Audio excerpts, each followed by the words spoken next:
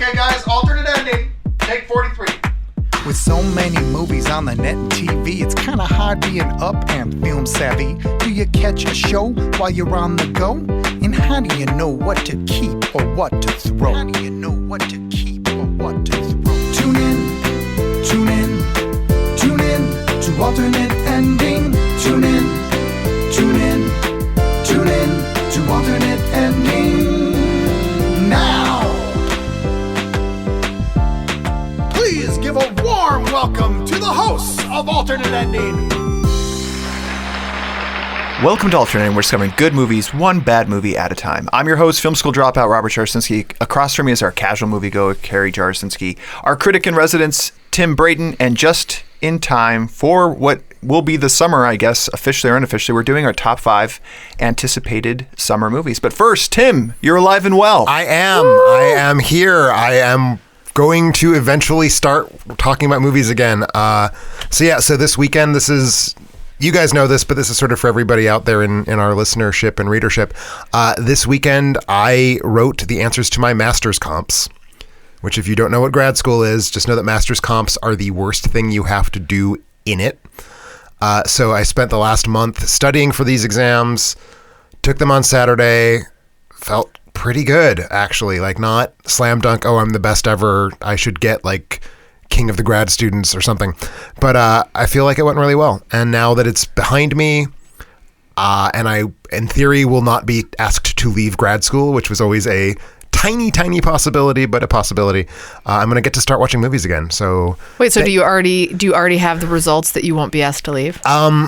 I am confident that I didn't do a bad enough job. I would have had to do a terrible job. It would have been like, so I like about movies that you have to watch them upside down while naked, like that level of bad in order to get thrown out. But the answers I think are good, and I defend them on May 9th. So that's where you get in front of people. I get in front of 3 people. Okay. They tell me, here's what you did that's wrong. Why did you do it so wrong? And if I can answer their questions without crying, I'm set. So I didn't know there was a second part to it where you have to like defend your life. We call them oral exams because it's nicer, but it's a defense. So can people come and watch this? No. Like spectate? That would be great. I would come watch. That would be bad. I'm coming for the tears. I want to see Tim cry. Thank you. So I can't quite yet call you professor. Is that right? You can't call me professor. What I will be as of the 10th of May is master. I will be Master Brayton for the next several years. All right. Nice. Yeah, when we started this new partnership, that was one of the things that I was hoping to be able to do is have you be the professor, and you were quick to professor means a thing. Yeah, if I call myself a professor, I will be slapped down so hard. Damn you and your scruples. But yeah, Master works now. Master so T? instead of critic in residence, Master I will officially be Timothy Brayton M.A. Nice. So we'll call you Ma. I will be reprogramming the website to reflect that fact in all of the posts containing my name. And I want you to, when you announced him, I want you to always call him Master Critic in resident Master Timothy, Master Timothy Brayton. Yes. There we go. Esquire? No Esquire? No, not a lawyer. No. Okay. I didn't know how many acronyms need to go at the end of everything, too. So we were celebrating earlier. Carrie brought down a handful of jelly beans. I procured not jelly beans. Jelly bellies. Not just jelly beans. Call it jelly beans. Jelly beans. The one and jelly only. Beans. And you manhandled every single one and then asked if we wanted any, I've which is why I didn't used hand sanitizer. And that makes it okay. I didn't care. It was jelly bellies. You could have like spat them out in front of me like a mama bird. And actually, that's what I do to determine. Like sometimes I'm confused. Like, is it cappuccino or is it chocolate? So I just suck on each one of them individually, and then cappuccino have little tiny flecks of white. I wish I had known that before I sucked on jelly bellies. Oh no! So. Thank you. I wish I told you. They were a little wet, weren't they? But then you don't want to commit to the wrong jelly belly. Oh, exactly. Because like when you're expecting chocolate and up comes cappuccino, it's the worst thing. That's why I don't understand that people take the handful and throw the handful in the mouth. It's really something you need to savor. There are probably some good flavor combinations. Did any of you ever like very carefully recreate the Jelly Belly recipes that used to be on the back of the Jelly Belly wrapper? Hell yeah. The fact that you know that the cappuccino has the white specks, I give you a lot of praise because I'm the same way. I studied the back of the Jelly Belly, and I think I could recite just from looking at it what every single Jelly Belly is. Except those new ones, which... and some of them are tricky. Like you have some that are like the solid red is cinnamon, but the slightly translucent red is cherry. Yeah. So like... It's real hard to tell, and in the These are wrong lighting life's situations. problems. I hate You know? I hate to correct you because I know someone else will, Tim, but cinnamon is in fact red with yellow specks. Damn it. Well, solid red is something, and Yes. translucent red is something else. Yes, that is there is definitely true. a thing. There are some distinctions. But no, there. you're correct about the cinnamon. Critic in residence for the Jelly Yes, Bellies, I Rob. actually There you have go. purpose in life. You have goals. Maybe I we could should do something. rebrand. It should be finding good Jelly Bellies, one bad Jelly Belly at a time. Well, And then we'd eat those like shitty little tutti frutti ones. Oh, bubble gum. Yeah, bubblegum tutti frutti, not for me. I'm not so sounds much the worst. partial to fruit flavors, except for peach and pear. Pretty Yeah, the pear only. is so good. Yeah. Yeah, pear is I good. deliberately stole the pear. Mix a pear, just so you guys know, Okay. with a toasted marshmallow and see what happens. In real life, No, it's because Jelly be Bellies. obtuse. it should work in real life as well. No, it just in the only candy applies world. to the Jelly Bellies. See what happens. All right. I'm craving some now. We'll have to get to those in a bit. But first, let's jump into our worth mentioning segment. What is the worth mentioning segment of the movies we've seen since the last episode? Which are the ones we want to talk about most? They could be great movies. They could be terrible. We're going to share them either way. So, Tim, since you've been out of the loop lately, have you had a chance? I to see saw a movie. All right. I got a chance to see a movie despite everything, in part because it is a movie that I have to write about for one of my classes. But I still watched So it. convenient. I still watched it. It is the 2015 release, The Man from U.N.C.L.E, directed by Guy Ritchie, starring Armie Hammer and Henry Cavill. Why do you have to watch that this British for fucker. Because we do cool things in grad school, yo.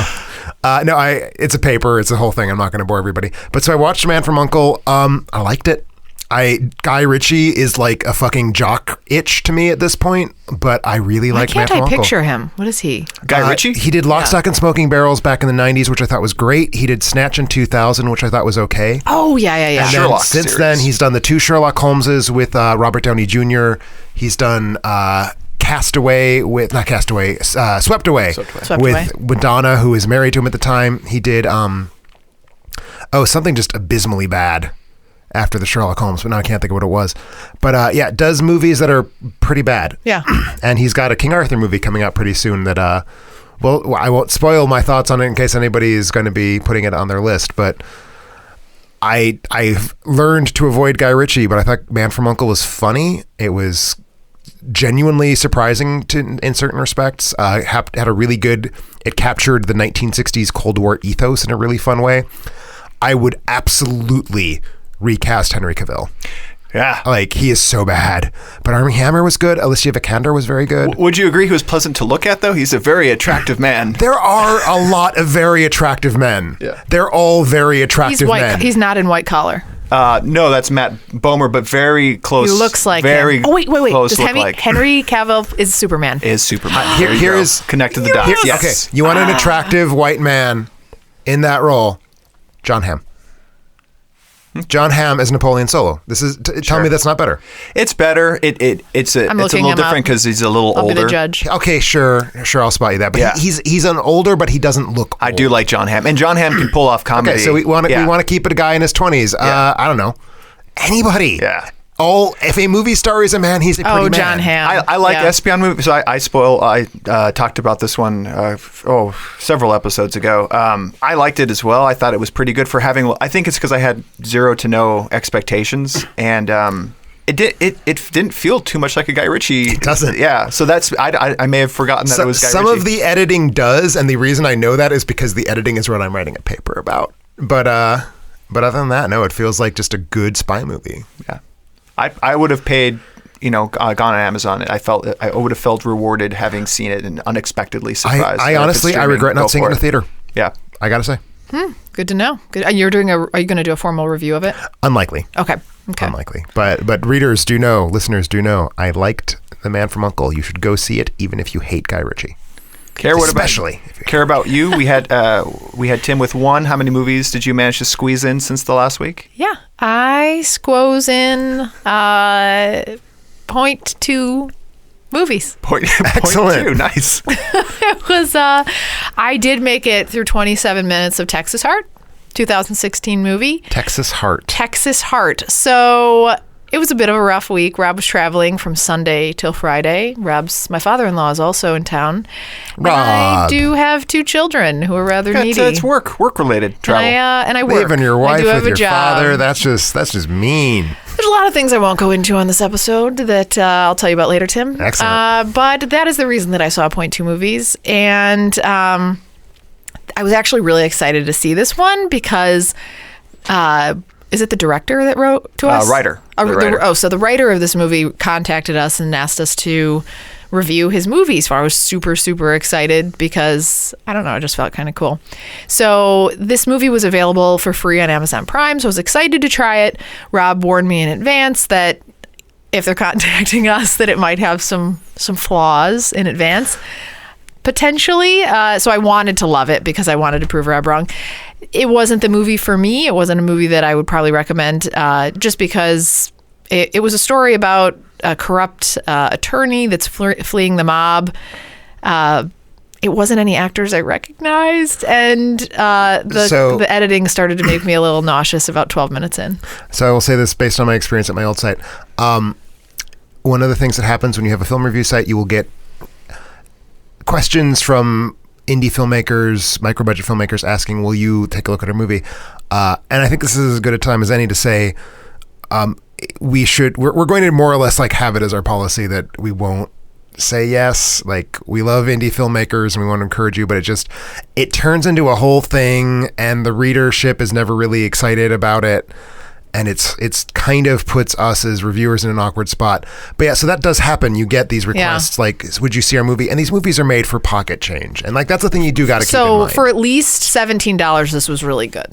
Like, there was definitely a drone that they had and there was some good aerial shots. Yeah, I mean, I don't know. I think it was great that you probably had a chance to experience it a little bit because I think it probably fosters hopefully some more appreciation too on how hard it is and to get to that next level from indie to what is now, the Hollywood style movies. And I think you picked up probably on some film, like you said, editing, probably some, shot selection, cinematography. You could probably notice some differences in. I was committed to making it through. I popped a Dramamine too, like 10 minutes in. And even after that, I was like, I got to turn it off. So anyway, that's all I saw this week, and I will see a lot more next week. But Rob, because of your extended travel, because you were away from your family, you probably saw like 40 movies, right? Like 80. I saw 6. I did a good job. I know it's a lot. And I had a lot to choose from. What I'm bringing to the table is I felt it was the most appropriate because it was just released, and technically it fits what we're doing with our most anticipated because it is as early now as summer movies seem to be getting kind of encroaching into March and April. I'm talking about 2017's Fate of the Furious. I went and saw this in theaters. I'm glad you didn't see this with me. Yeah. And I'll just, it's directed by F. Gary Gray, who I enjoy a lot of his work. Friday, Man Apart, Italian Job. I actually liked Law Abiding Citizen for what it was, and more recently, Straight Out of Compton. Written by Chris Morgan, who's written the last couple Fast and Furious movies, starring the regular cast of characters: Vin Diesel, Jason Statham, Dwayne "The Rock" Johnson. New to as a villain, Charlize Theron. A couple other newbies as well. Kurt Russell's back, and then introducing Scott Eastwood, who was doing his best at trying to be a surrogate. He usually does his best. Paul Walker. His best is what he's capable of doing. Yeah, and certainly rest in peace, Paul Walker. I never thought Paul Walker to be a great actor by any stretch, but boy, was his presence. The big thing for me, what I learned about this movie is he was certainly, the heart was missing from this movie. It had all the action that I would want from a popcorn movie, a summer movie. I enjoyed a lot of the action sequences and the set pieces. They made it for $250 million, so the money was there invested in all of the action side of the house. It was missing the heart. Yeah. And the only thing that's happened, the director I thought did a great job. I think the missing element is really Paul Walker. Huh. And man, yeah, if that's it felt like what they were trying to do now was, hey, let's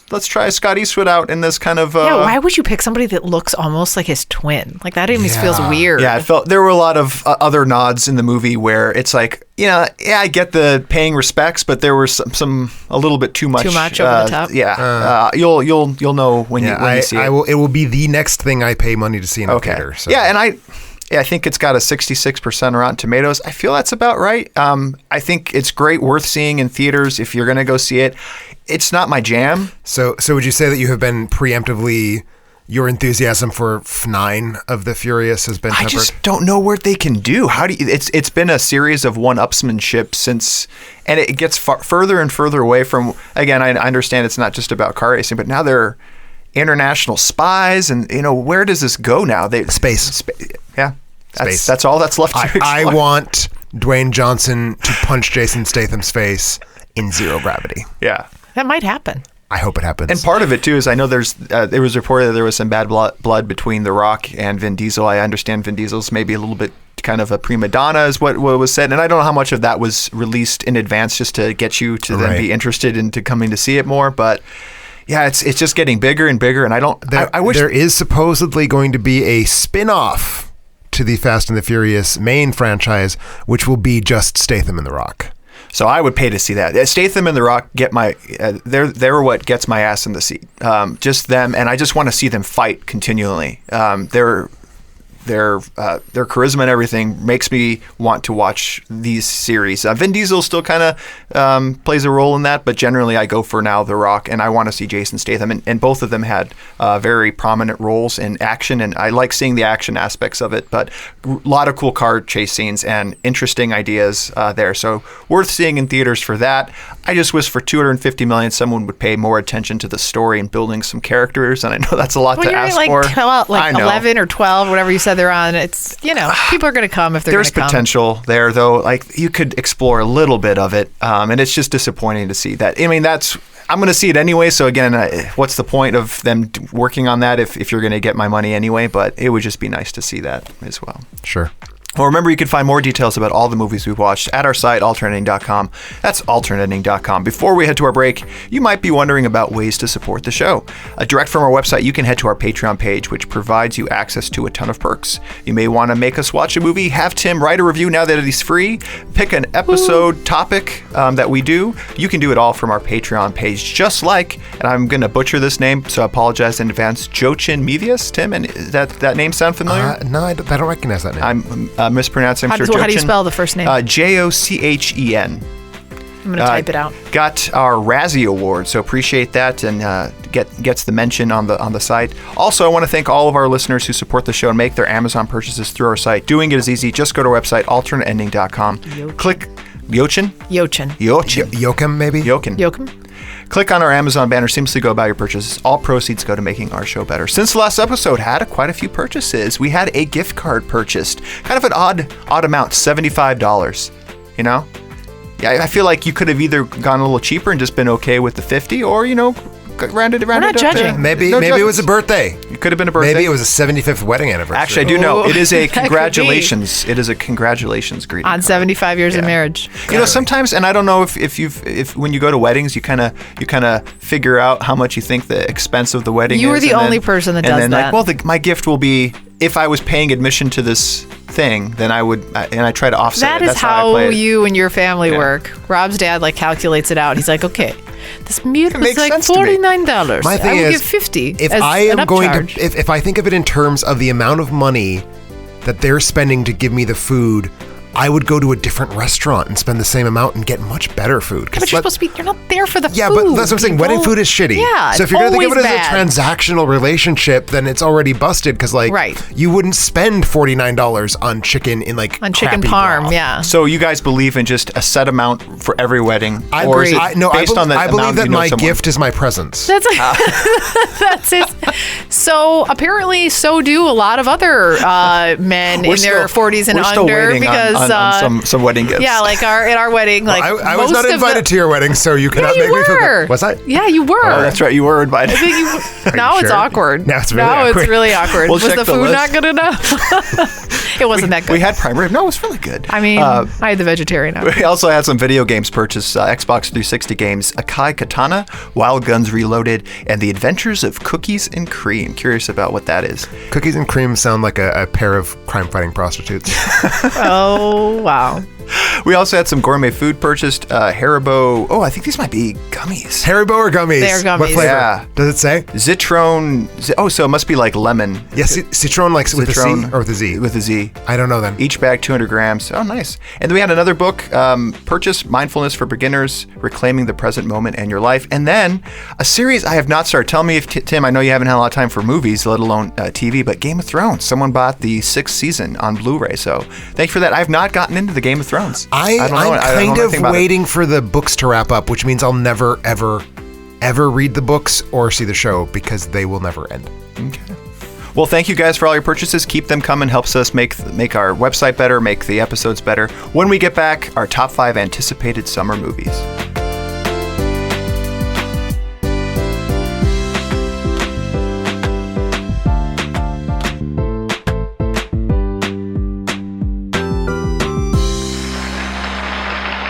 And welcome back to Alternating, talking about our top 5 anticipated summer movies. So, Care, what is a summer movie for you? How'd you go about doing this? I would assume that we've all defined it to exactly the same yeah, way, Tim, right? Tim was mocking me just a moment ago. I believe a summer movie comes out It's when around the- Thanksgiving because that's when I like to be outside. I think so. it's My when the- top summer movie this year is going to be whatever, it's James Bond. Or So you guys Disney Pixar are coming out. mocking me, and yet we had a lot of listeners write in Thor Ragnarok, which comes out in November. So I'm here in support, and this is why I'm asking the question. I think there is a little bit of All right, difference, all right. and So- with summer movies encroaching more and more on, isn't Fate of the Furious a prototypical summer movie?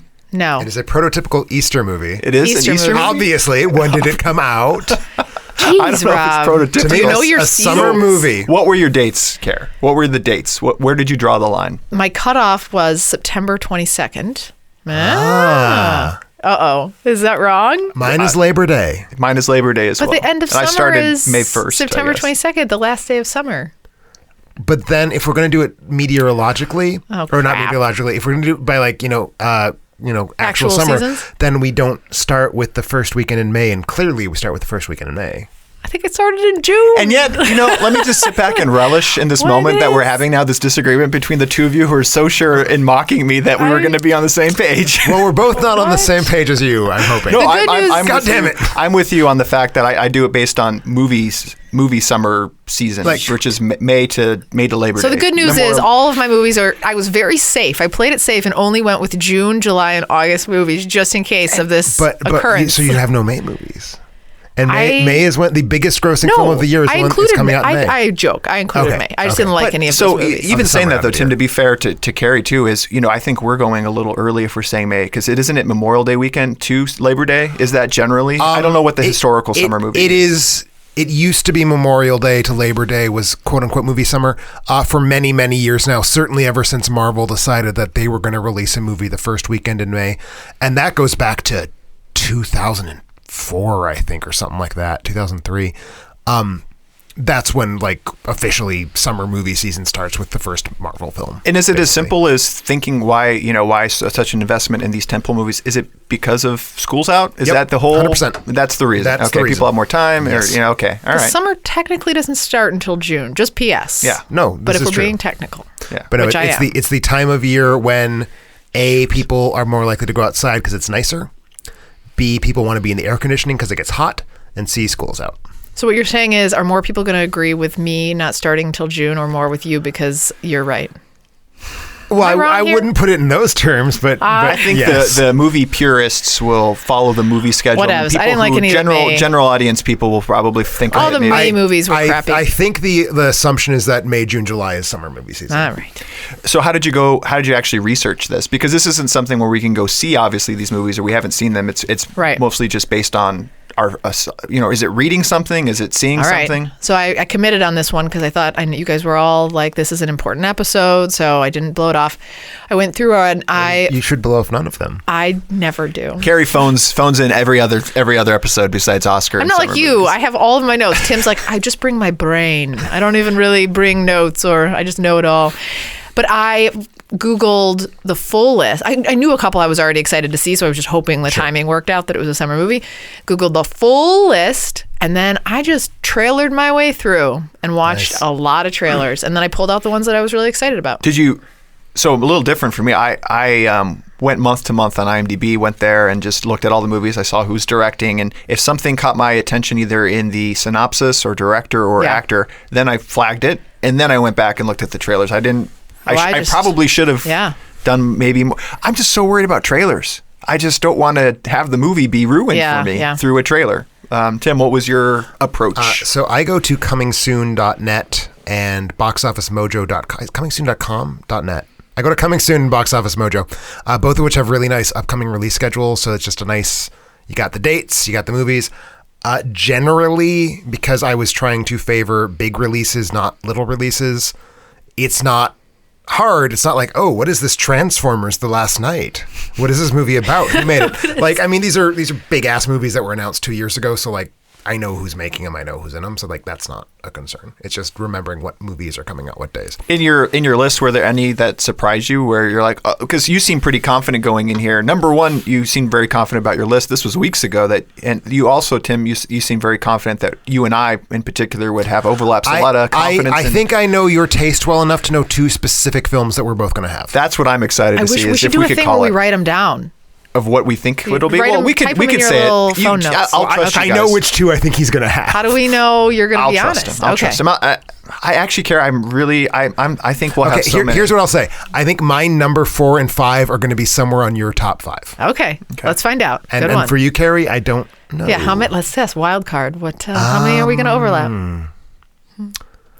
I don't know. Maybe 1. All right. I say two on my list. I'm looking at the 2 will be on Carrie's list. I think one of mine might overlap with some of your guys's. All right. Maybe. Well, go ahead, I Carrie. have one that might be on everybody's list, but it's not one of the 2 that I'm sure will be on Rob's list. So okay.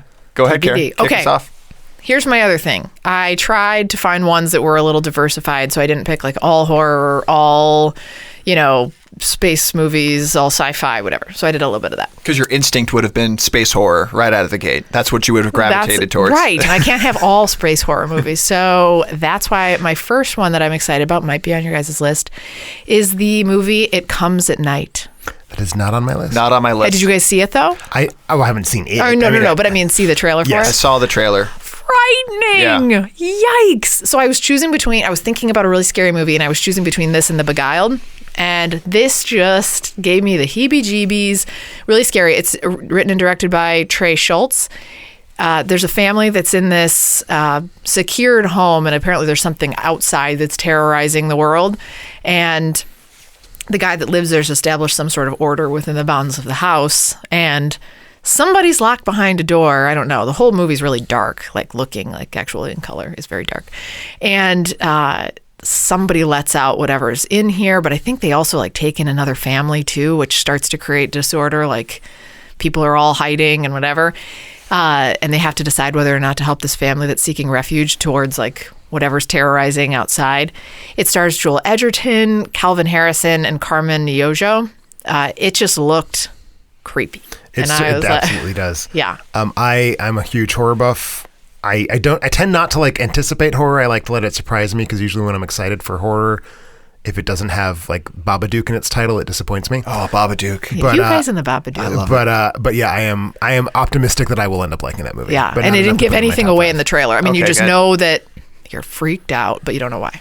So that's my number 5. You do like those types of movies. I'm thinking I'm blanking on the name of the movie where people just get the ability to go kill anybody they want, murders. Oh, The Purge. The Purge. It what you've just described sounded very similar to the original Purge. Oh, obviously it looks better than The Purge. I know stylistically, I bet it looks completely different, but the story wise, family. I like survivalist. I know you like those types of movies. Interesting. Yeah. I like Joel Edgerton. I pretty much see anything he's in.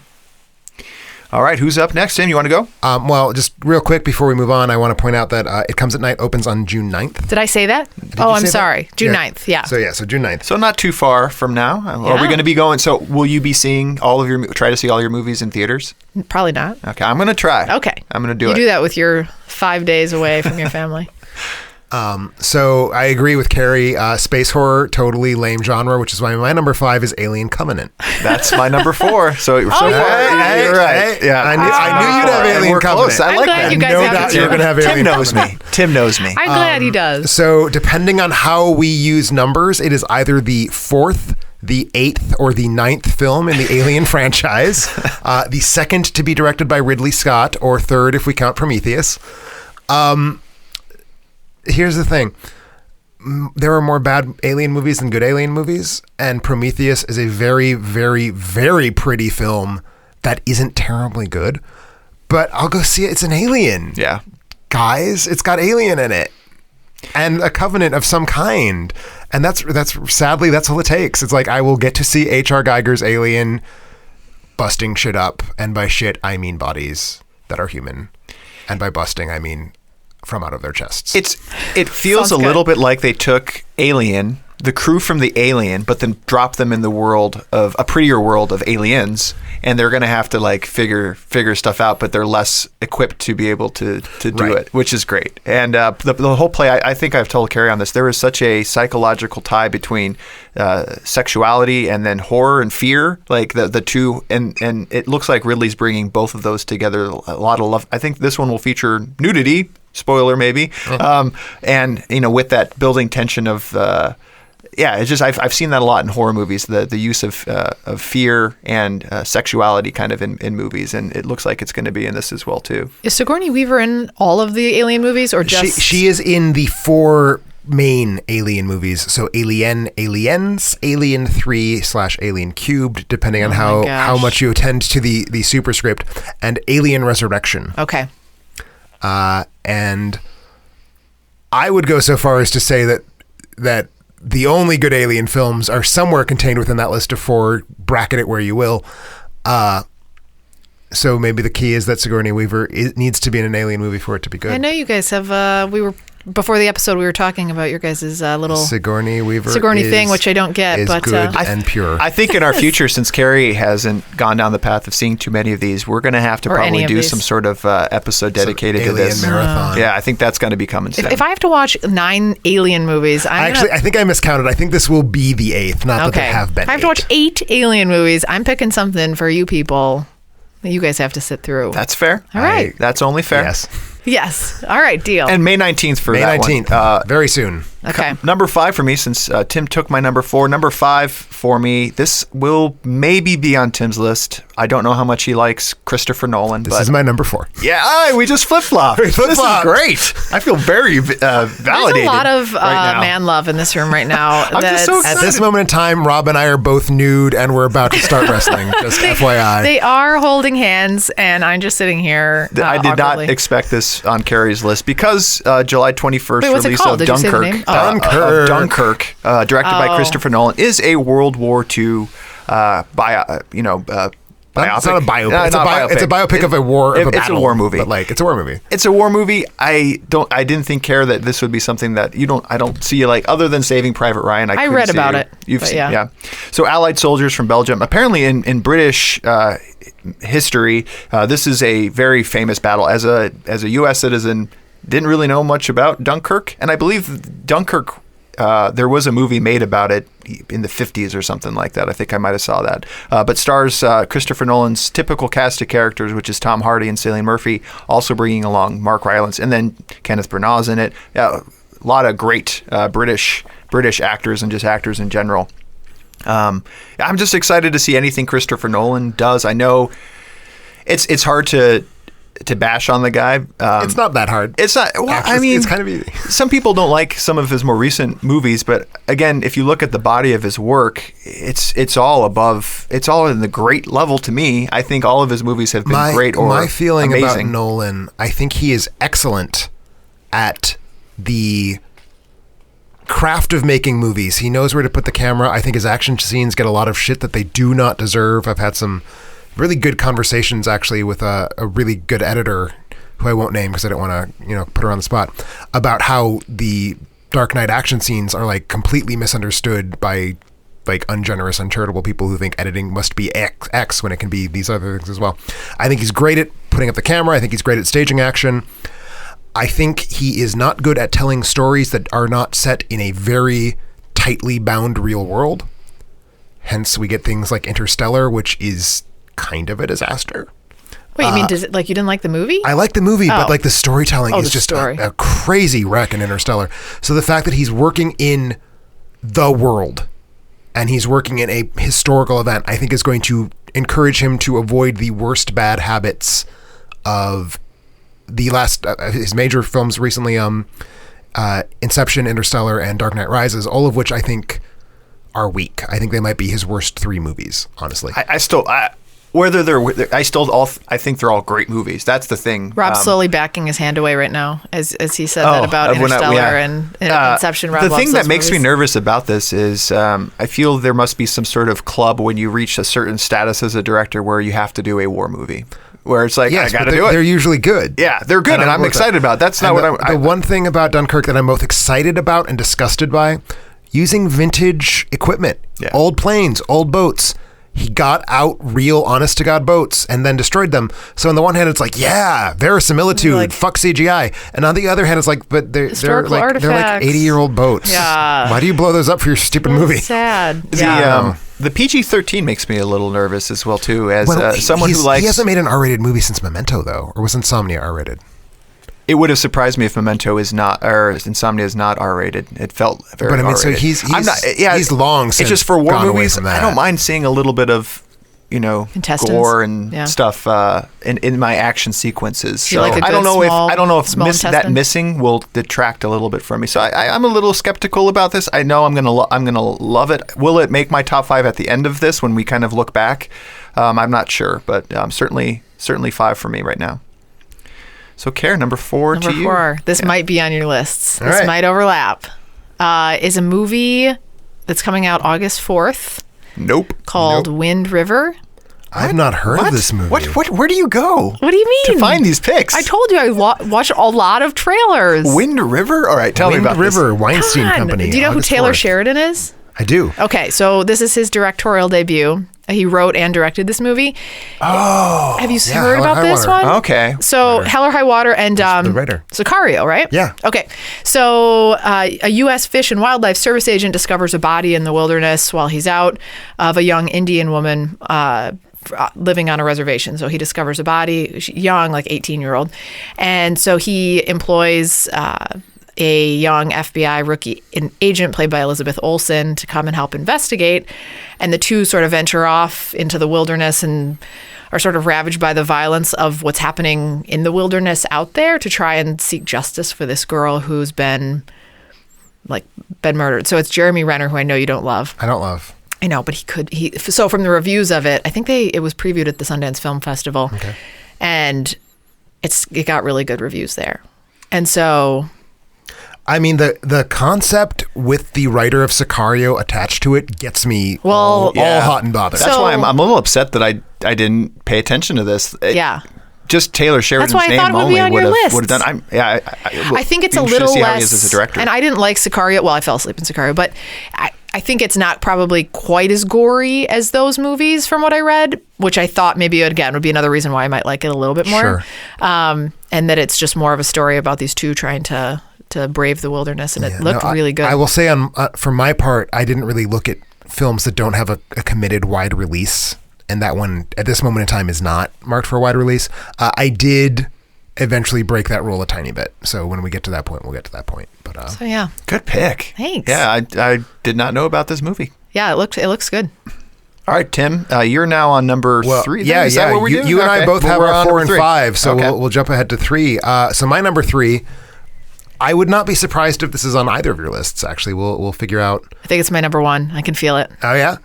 So my number 3 is a number 3 twice over. Not only is it the third film on my list, it's the third film in a franchise that I was not expecting to be nearly as great a franchise as it is, given that it's a prequel series. War for the Planet of the Apes opens on the 14th of July. Is that on yours, Rob? No, not on my list. We have Rise of the Planet of the Apes, Dawn of the Planet of the Apes. Both years made my top 3 films of the summer. This was a no-brainer for me. I love the franchise. I've loved most of the films that these are prequels to. And I think that the prequels have been better than all but the very first 1968 Planet of the Apes. So I'm excited to see wherever the hell the story goes. I have deliberately avoided the trailers. I want to see it for the first time on the big screen. I don't want to watch it on my damn computer. So I have no idea what the plot's about other than that a war is involved. And some that Woody Harrelson is badass. So I have seen the trailer. Thank you for rooting. Yeah, I didn't even know Woody Harrelson was in it. But now I'm even more excited because it's Woody Harrelson. Yeah. Woody Harrelson can just bring a lot of gravitas to anything. Are you a little sad to see Matt Reeves, who's directing this, kind of leave after this to go do the Batman and be lost for a few years? At this point, I'm kind of sad when anybody makes DC movies because I think that that's a sinkhole of despair. But Matt Reeves did not do the first one. He only did the second one. So, like, it's a franchise that can clearly support multiple directors, and we'll see where they leave it. Like, if there's going to be a fourth Ape movie or if this is sort of what gets us back to the 1968 Planet of the Apes, I don't know. So, Carrie, you and I saw the one with James Franco that kind of kicked it off. No, we didn't see this together. We fell asleep too. Question about these. Who are you rooting for in these movies? Are you rooting for the ape or the man? Okay. Yeah. Okay. In the original series, it's much more neutral. In the prequel trilogy, it's definitely the apes. The apes. Okay. I could get behind that. I don't know why I've never really... I never have seen those. You've never seen them? None of them. Let's do a thing on that. We're going to do another. So that's what we've got an Alien marathon. We got an Ape marathon. Ape. I've never seen Predator. We should do that too. There isn't a Predator movie coming out this summer. I mean the old ones. They're good. I'll just watch Predator. We don't need an excuse. Let's just watch some Predator. Okay. All right. You're gonna have to stay for a while, Tim. We've got some work to do. Okay. Number 3, July 7th release. And this is harkening back to my childhood love affair with this particular comic book character, and that's Spider-Man. Oh. Yeah? Did I grab one? No, you didn't take one. I thought you were going to take one of mine. Spider-Man Homecoming. I'm okay that this is the second reboot in less than a day. I don't know. It has been 10 years this year. 10 years? Since the first Spider-Man franchise. I don't care. I'm excited. And Tom Holland, by all accounts, from what I saw in Civil War, he's going to be a great Spider-Man. And young enough, thankfully they're not plucking a 30-year-old to play a high schooler like they did a little almost. But he was good. He was the best. Was good. I haven't liked any of them. Tom Holland. Totally. Really? And I haven't liked him since Tobey Maguire. But I like what they're doing with the Spider-Man, where a lot more of the clever banter that he has and the talking to himself, and that where no one's really listening. And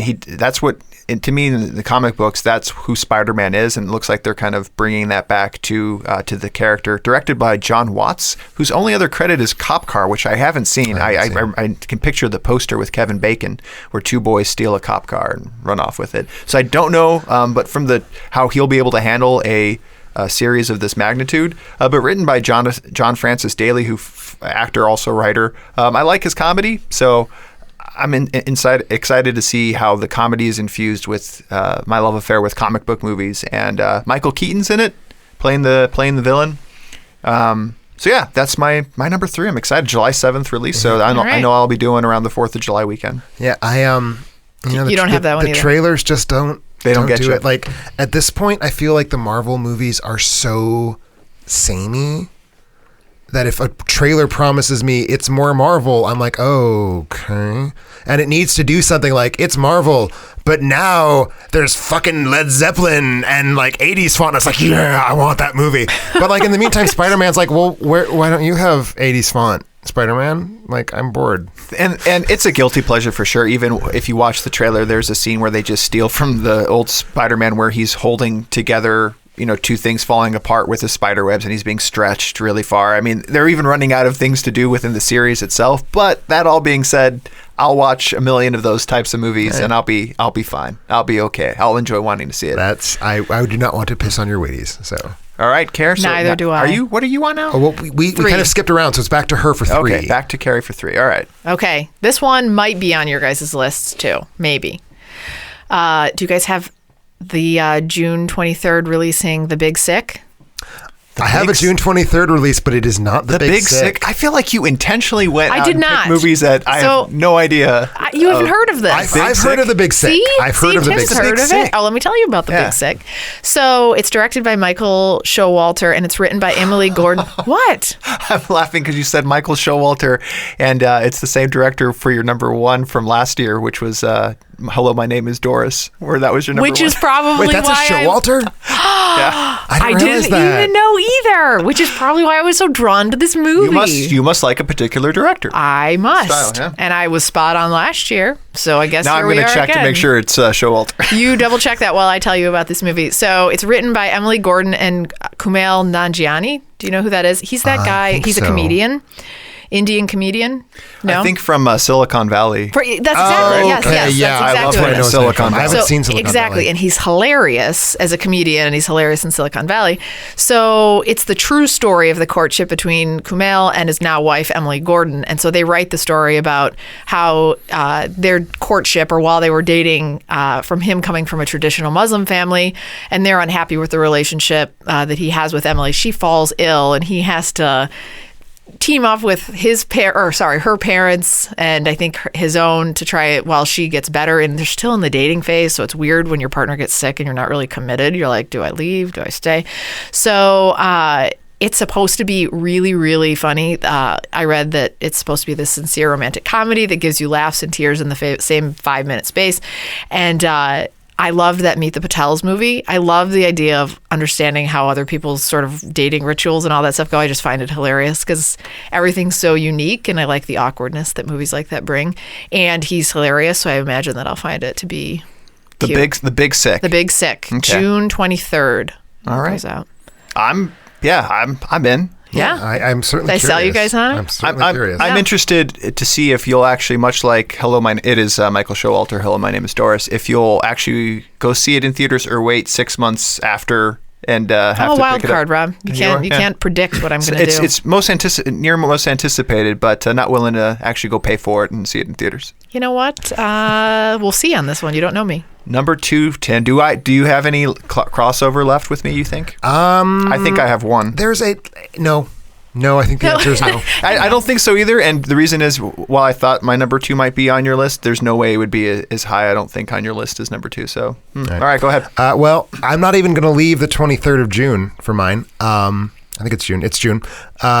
This is the one time that I was like, I just got to put a limited release on my list because I'm so excited for the new Sofia Coppola movie, her remake of The Beguiled, which is an amazing, weird, beautiful movie from the 70s. Don Siegel and Clint Eastwood made the original, like, 2 of the manliest men who ever collaborated. I would think it was their 4th or 5th of their 5 collaborations. So the story's about a Union soldier who gets badly wounded, limps his way to a girls' school in the woods in the Confederate, like a Confederate-controlled territory, and gets there, is healed up by the women on staff and the students who are all women, and by virtue of being the only male present in this space, sort of horribly destabilizes the relationships among all of them, brings like this really weird, violent sexuality into the mix that resolves only when the women sort of decide to band against him. And like, it's a fascinating thing because like on the one hand, the women are all clearly like carnivorous and territorial, but the man is also obviously just ready to exploit them in every way he possibly can. So there are no good guys. Very strange, like, about female sexuality. And so I love the original, but I'm really, really excited to see what happens when you run that through a female director, like, because Don Siegel is hardly sympathetic to the female outlook in most of his films. So A, just that seems interesting to me. B, Sofia Coppola. I mean, she's never made a movie I don't like. And this is Colin something. The guy is Colin Farrell. Colin Farrell. Farrell. Oh, okay. Who, you know, People think he's a babe. He is a Just, babe, you know. and he makes so many movies that do so poorly at the box office, and this will be one of them. But, Telephone booth? None of which I feel is ever like I'm trying to think. I don't think it's him. You know, no, it's not him. He picks interesting movies, and interesting movies don't do well. He's not even the member of the cast I'm most excited for. Here are just the top 4 names on this cast: Colin Farrell, Nicole Kidman, Kirsten Dunst, Elle Fanning. Yeah, that's like every one of those people by themselves is enough to get me into a film. Any of those people plus Sofia Coppola, all 4 of them plus Sofia Coppola, hell yes. I really want to see this movie really bad. I watched the preview for it and was super creeped out just from the preview, and I was like, ugh. It felt so eerie and weird and dark and creepy that I was like, I don't know if I can do it. It's so going I'm to be curious. all of those things. I know I'm it so is. excited. I know you'll like it. Not a limited release for number 2 for me, and this is the one where I thought maybe Tim might have for some reason. Not sure. I'd be interested to hear, Tim, why it's not on your list. But I have July 21st release, Valerian and the City. That's of my number 1. You're kidding. Nope. That was on my top 5 for the year, let alone the summer. I feel terrible for taking your number 1. No, it's cool. I did not expect either of you would even have this movie on your radar. I know. Luc Besson doing it like a crazy, colorful sci-fi movie. Yeah, this is what I maybe hope Jupiter Ascending could have been. I have a lot of aspiration. I hope it doesn't let me down. From everything I've seen, I think it's gonna do a great job. But yeah, you jump in too. I know it's written from a comic book series. I know the origin. Comic book series. So I'm hoping for all sorts of things. I loved Jupiter Ascending, so I'm hoping it scratches that itch again. The Fifth Element is like the fifth fucking element, so I'm hoping we get more of that. The trailer just has all of these like great pulp sci-fi bullshit nonsense gorgeous settings, and I just want to see them in beautiful CGI, and it looks like it was some really nice visual effects just based on the trailer. Yeah, people even my mom, who like does not notice that, was like, whoa, when she took off her hat and her body changed color, like that was really a great visual effect. I was like, yeah, it was. Yeah, yes, I think an overused term is world building, but when you talk about world building, this movie does it. And I've never seen anything like this come alive, and it's this city of 1,000 planets, where there is a city where I guess there is a 1,000 civilizations represented within a small. I honestly don't have the slightest idea what the plot of this movie is. Yeah, the two main characters, what I like about them, not super well known, Dane DeHaan and Cara Delevingne, Delevingne, I think. Delevingne, but surrounded by established actors like Clive Owen, Ethan Hawke, John Goodman, Rutger Hauer coming back for Rihanna's in there. Oh, it's got to be good. Yeah, my regular readers from the old site will be aware that I have a very bizarre fascination with Dane DeHaan. Okay. I thought you were going to say Rihanna. No. You really surprised me. Yeah, no, like Cara Delevingne is I'm excited to see her in a big role, but like Dane DeHaan he makes really interesting choices. He was in that movie this spring or winter even. I go to a spa and there are eels. What was it called? A Cure for Wellness. Cure for Wellness, yeah. I thought he was great in that. Yeah. And I like the movie. So. I'm excited. It seems like it's something Luc Besson is passionate about. You may know him more care from The Professional. He directed The Professional. Yeah. And Luc Besson hasn't made a movie in I don't even know how long. I'm trying to see if I can figure that out now. Did he do Lucy? He did Lucy, but before Lucy did, but been a really long time. I understand the faults of Lucy. I enjoyed it. Lucy's fun. It was fun. It's only fun, but it is a lot of fun. Yeah. So that was my number 2. Your number. I'm so sorry, Tim. All right, Carrie, we're good. To you. I'm where still you at my at? number 2. You're right? at your number 2. Man. Yeah. All right. And this is another one. I really thought this was going to be on. Wait, are you done, Tim? I'm done. My top 5 is. Well, when we get back to me, How I'll recite my top 5. you guys have my top 2 on and your list? You can list? go back to back if you want, Carrie. It's up to you. I would like to give an honorable mention. Just all right, absolutely. All right, that's fair. Maybe that'll match. So this one is it's weird that I'm excited to talk about it because I get antsy when I think about the trailer. It's the Book of Henry. The Book of Henry. I have no idea. The book of, come on, people. Where are you? Every one of your picks, Do people watch I have movies? no idea. I feel like you and I swapped bodies or something. That's what I'm feeling. Maybe that's what I'm feeling is happening as well too. That's right. I'm having that reflux that you were talking about earlier. What? Okay. So anyway, I'll tell you about it, and you're going to get excited. Releases June 16th. It's directed by Colin Trevorrow. Do you know who that is? Yeah, I do. Yeah. Okay. That's probably what I wasn't excited for. Whatever. So, written by Greg Hurwitz. It's a story of a single mother who's raising 2 boys, one of whom is a genius. Like one of those stories, he does math problems that cross the entire chalkboard. Probably not it's like digital, but he does all these things. He manages the books in their house. She's kind of the incompetent mother who loves him fiercely, but yet at the same time, she can't manage their own finances. She can't remember to do the grocery list. He reminds her of everything, and it's that kind of classic movie. However, so that seems like, oh yeah, I've heard that story before. So the mom discovers a book written by her son containing a plan to right a terrible wrong that's happening to the girl next door, and the mom steps in, and it's this really empowering story about how this mom steps in to like execute this intricate plan against the neighbor to like right this wrong. It stars Naomi Watts, Maddie Ziegler, Dean Norris, who's the dad in Underdome. Do you remember that guy? Yeah. And Jaden I think it's Lieberher.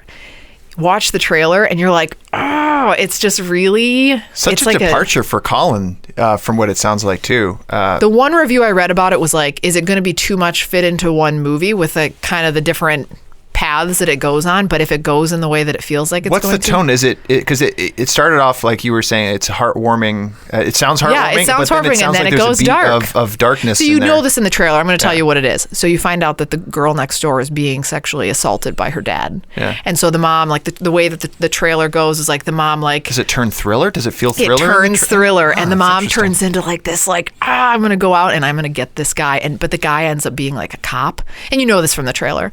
But the son is so smart that he's figured out a way to like get away with it. That sounds very compelling. I'm like, after this is over, we're watching the trailer together. Your blood will be pumping. You're like, come on, like, All right. Yeah. Yeah. I like the mixed genre. yeah, where it starts like cute. Because usually it's whatever. raising a genius, like seen blah, there, blah. been there, done that, but kind of tying it to empowering. rear It ends up window being about kind the of mom situation. too. Totally. Sure. Yeah. Ends up being about the mom finding herself in like, I'm going to stand up and be this strong person too. So I'm excited about it. All right, Tim, you want to do your worth mentioning? So I can't call this a movie I'm anticipating because I've seen it, but I plan on seeing it again because I loved it.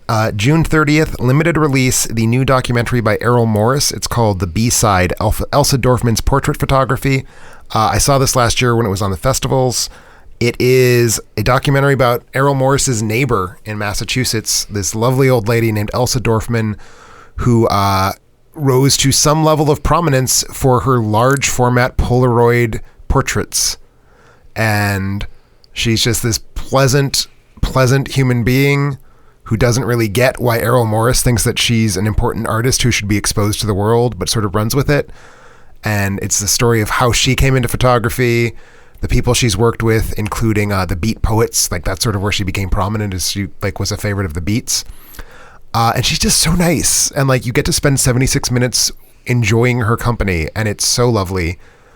I don't think you will see a more humane and enjoyable documentary in 2017. So you all need to go see it when it's available. The B-Side. And The B-Side. For those who don't know, Errol is one of He's one of the best superstar documentarians. yeah. Brief History of Time is his, Tabloid, Thin Blue Line, the documentary of documentaries. So really great filmmaker. Okay. Very good. Number one for me, it's what's kicking off the summer, and I'm excited to see it because I enjoyed the first one immensely, is Guardians of the Galaxy. When I was sitting, ranking these, the one that I have the biggest itch to see is it's what's going on with these characters that I fell in love with. And I know they're going to be playing on a lot of the stuff that worked well with the first one, that being the music, because it's in the title itself, like Mixtape Volume 2. But yeah, I can't get enough of James Gunn's direction, and Chris Pratt, Zoe Saldana, Dave Bautista, getting that whole ragtag group back together, figuring out more about the universe that they were building. Releasing May 9th, Guardians of the Galaxy Part 2. Nice. So yeah, I'm just excited to see it. I'm going to like it. I'm sure I'm going to like it just fine. The first one was shocking. The first one was a novelty, and this will be neither of those things. So that's why I couldn't put it in my top 5. Also, when the first one came out, we didn't have Star Wars. Yeah. And now we have Star Wars again. And if I want Star Wars, I'll just get Star Wars. It just was so fresh, and I'm hoping that somehow they can build on it instead of just redo what they did last time. Now, Rotten Tomatoes, I know it's a little early, so I don't know who's actually been able to go out and see it. It's open in Europe. It's open in Europe. 88% so far. So Typically, that number goes down when the Marvel movies hit the States, but I assume it'll still be well above 80. yeah, so that's my number one. Care? Your Your last one standing. Taking it up one notch from there. Educate us again. Bring something. I don't know what it could be this now. one, I don't know why you wouldn't. I actually am really surprised this wasn't on either of your lists. Real surprised. This one releases on June 2nd. It's Wonder Woman. Okay. And I am super excited about it. Super excited. The trailer was just beautiful. Can I tell you why it didn't make my top 5? Because you don't like women? Because I hate women. Yeah, that's I don't what I like thought. the wonder of a woman is that she can make me a damn pie. That's right. No, it's because I'm actually more excited for Wonder Woman than either Dunkirk or Alien. Yeah. I didn't want to jinx it.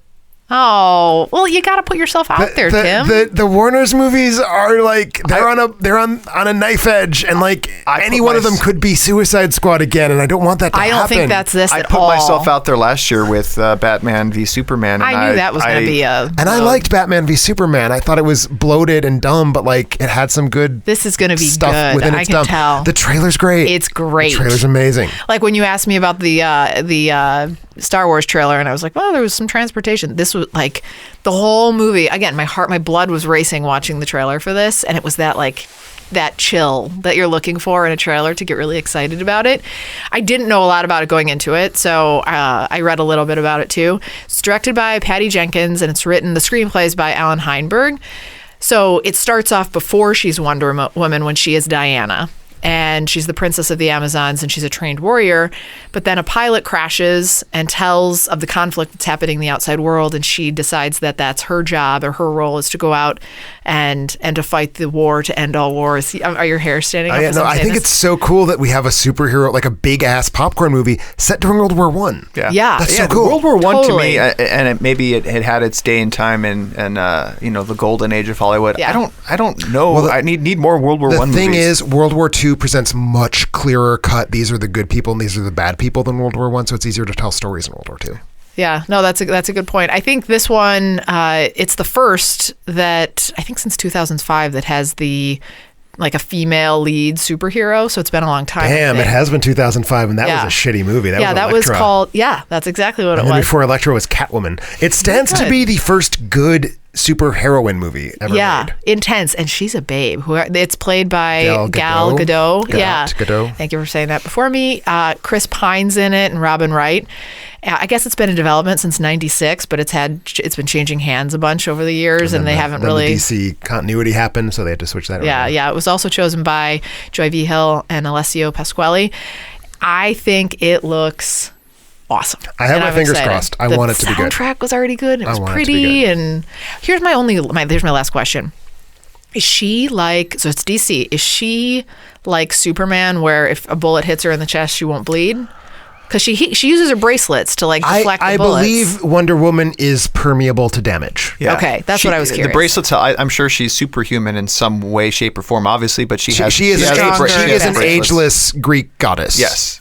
But she sure can die. Bullets will do some damage to her. Yeah. Okay, got it. But I don't think it, not the way it would do it to us. And she has some whips. She has some artifacts that help her. She has a lasso. A lasso and some really nice She has bracelets. an invisible jet. Yeah, the invisible jet. I think the invisible jet will perhaps not be in this movie.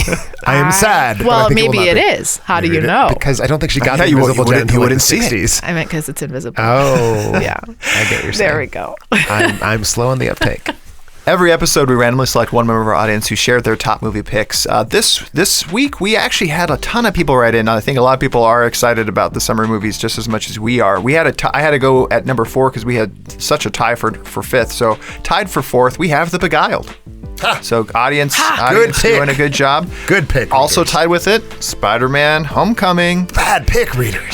War for the Planet of the Apes, so some love there. And last for 4th is Pirates of the Caribbean. Neither of us, no one talked about it, but I think if you're into the series, if you're into the series, then please explain why. It's like Aliens, probably, right? You just got to keep watching. Please, yeah, maybe. Don't say that. But you look kind of mad there when I said that. Yeah. Like after Stranger Tides, it's hard for me to envision a Pirates fan. Yeah, I checked out after the second one. The first one, I think we talked about when we did first top one's 5, a delight. Top 5 Disney something movies. we did. Live Disney movies, yeah. Also standing alone at number 3, which I thought might make Tim's list, is Baby Driver. A lot of audience. I am not excited for that. I'm ashamed and sad, but I think that movie does not look good. It doesn't look good to me either, and I know Edgar Wright, and I love Edgar Wright too, but it's just, nothing about it made me want to go see it too much. Honestly. Yeah. Standing alone at number 2 is Valerian in the City of a Thousand Planets. Good job, audience. Well. And tied for number 1, Guardians of the Galaxy Volume 2 and Dunkirk. So all right. A lot of alignment with the audience. Carrie. So Carrie, you're out there in bizarro indie land. But hey, when we come back together and we say who tops the list. At the end of the summer, I'm going to bet you have the highest quality list. Thanks, Tim. Yeah. No question. Our lucky winner this week was Andrew Milne, who selected War for the Planet of the Apes. Andrew, shoot us an email at contact@alternating.com for details on how to claim your free movie rental. If you want to win a free movie like Andrew, be on the lookout for our spoiler alert or top 5 movie posts on Facebook and Twitter to share your favorite picks. In closing, just want to thank everybody as always for listening. Check us out on social media. Go to our Facebook page, like it.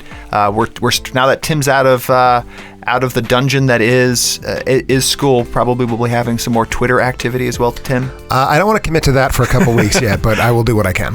Check us out, alternating.com. We're going to be posting some new reviews. Obviously, the podcast and blog posts hopefully coming in the future as well. Subscribe to our podcast on iTunes, Google, wherever you find it. And then tune in for our next show where we're doing a little something special. Tim, why don't you talk us through? So we are going to do a double feature.